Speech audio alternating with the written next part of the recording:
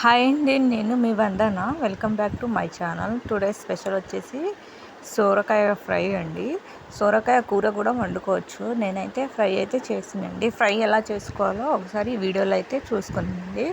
నేనైతే ఒక చిన్న సోరకాయనైతే తీసుకున్నానండి. తీసుకొని పైన పొట్టు తీసుకున్న తర్వాత కట్ చేసుకొని ఫస్ట్ ఉడకబెట్టుకున్నా అండి. ఉడికితే ఫ్రై అనేది చాలా మంచిగా వస్తుందండి. మనం సొరకాయ ఉడికేంత వరకు మనమైతే కర్రీ అయితే ప్రిపేర్ చేసుకుందండి. నేనైతే పచ్చిమిరపకాయలని అయితే దంచి వేసుకున్నానండి.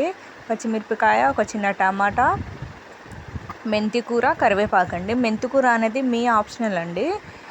నా దగ్గర ఉంది కాబట్టి నేను కర్రీలో వేసుకుంటానండి. కర్రీలో వేసుకుంటే మెంతి కూర తినడం వల్ల హెల్త్కు చాలా యూజెస్ ఉన్నాయండి. చూడండి, సొరకాయలను ఉడకబెట్టుకొని వాటర్ని అయితే వంపేసుకున్నానండి.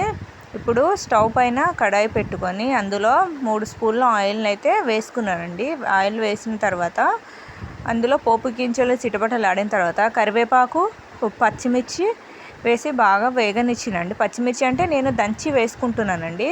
ఈ సొరకాయలో అయినా చిక్కుడుకాయలో అయినా పచ్చిమిర్చి అనేది దంచి వేసుకుంటే టేస్ట్ అనేది చాలా బాగా వస్తుందండి.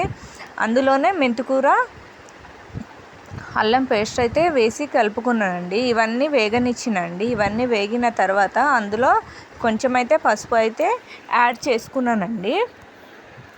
ఈ సొరకాయ తినడం వల్ల శరీరంలో వేడిని బయట పంపించేసి శరీరాన్ని అయితే చల్లబరుస్తుందండి. ఇందులో ఈ సొరకాయ కూడా మెదడు ఆరోగ్యానికి చాలా మేలు చేస్తుంది. ఈ మామూలు నూనె కన్నా నువ్వుల నూనెతో వేస్తే నిద్రతో బాధపడే వాళ్ళు దీన్ని వారానికి 3 సార్లు తీసుకుంటే ఆ సమస్య నుండి బయటపడొచ్చండి.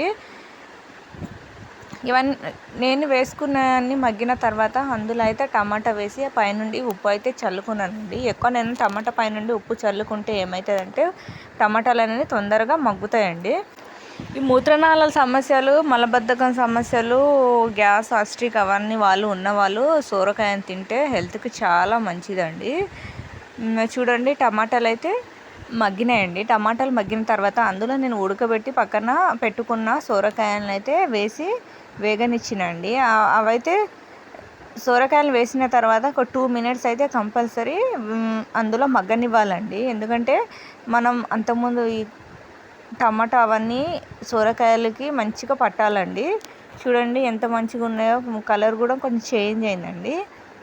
ఇవన్నీ బాగా మగ్గనివ్వాలి. ఈ సొరకాయ కర్రీకి జలుబు ఉన్న వాళ్ళు సొంఠి, మిరియాలు పౌడర్ని మిక్సీ చేసి పైనుండి చల్లుకోవాలండి. పైనుండి చల్లుకుంటే ఏమవుతుందంటే ఈ జలుబు ఉన్న వాళ్ళు తొందరగా తగ్గుతుందండి.